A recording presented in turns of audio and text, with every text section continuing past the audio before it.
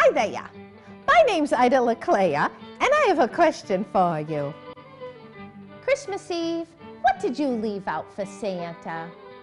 Cookies, a sandwich, chocolate?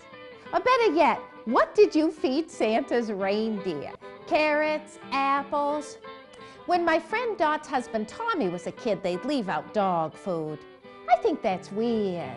I mean, these reindeer are magical beings. They can fly, for God's sakes. Now, when Betty's kids were small, one year, they left out a plate of cookies, glass, and milk for Santa. That night, Betty and Pat were so busy putting together a train set, they forgot to put away Santa's snack. They got up the next morning, and they discovered that their dog Daisy had eaten the cookies and spilled the milk. They come downstairs to find the plate and glass on the floor, and there, on the hearth, is a big turd. Well, the kids are looking at the mess going, "Mommy, what happened?" Betty, oh, she's quick on her feet. She says, "Well, Santa come down the chimney, scared the out of Daisy." Now, at our house, the reindeer got a nice bowl of white sugar, and for Santa, we'd leave out a piece of pie, mincemeat usually, or tato sucre, maple sugar pie. If you have never had it, you are missing something. It's so sweet, it kind of makes you ache in here. You can only have a small piece or it'll make you nauseous, but the good kind of nauseous from eating too many sweets. So Santa would get a piece of pie and a glass of milk. The next morning, my sister Irene and me would get up at the crack of dawn, race downstairs. We'd find the plate and glass empty, and there would be a letter from Santa telling us what good girls we'd been and how special we are. Santa's handwriting looked an awful lot like our mother's, and the Easter bunnies, and the tooth fairies for that matter, though it took me years to realize that. God, I would love to see one of those letters now. We never kept any. It's the strangest thing. I can see photos of my mother and it affects me, but not as much as seeing a handwriting in the margin of a book or on a recipe. That gets me. Oh. She was a shopper, my mother. She just loved the Christmas tree shop. Well, who doesn't?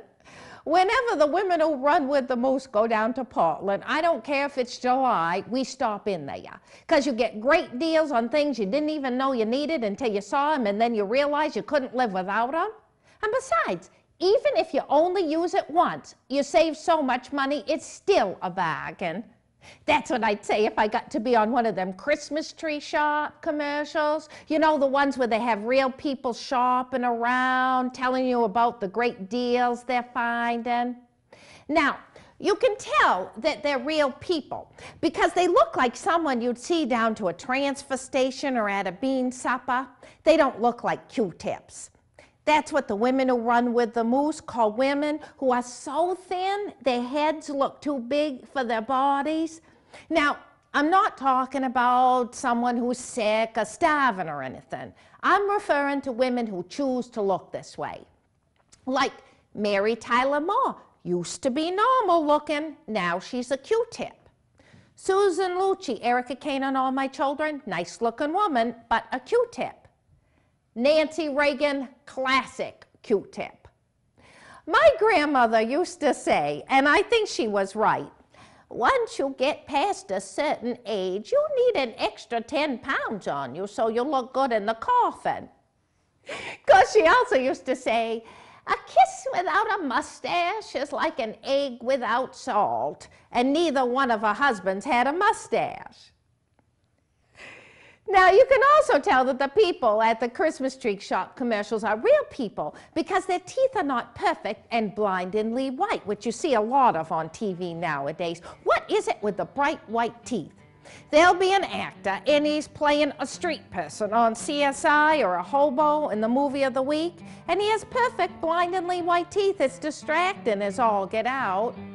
Anyway, I would love to be on one of those Christmas tree shop commercials. And as my husband Charlie says, Ida, you've spent enough money down there. You've earned it.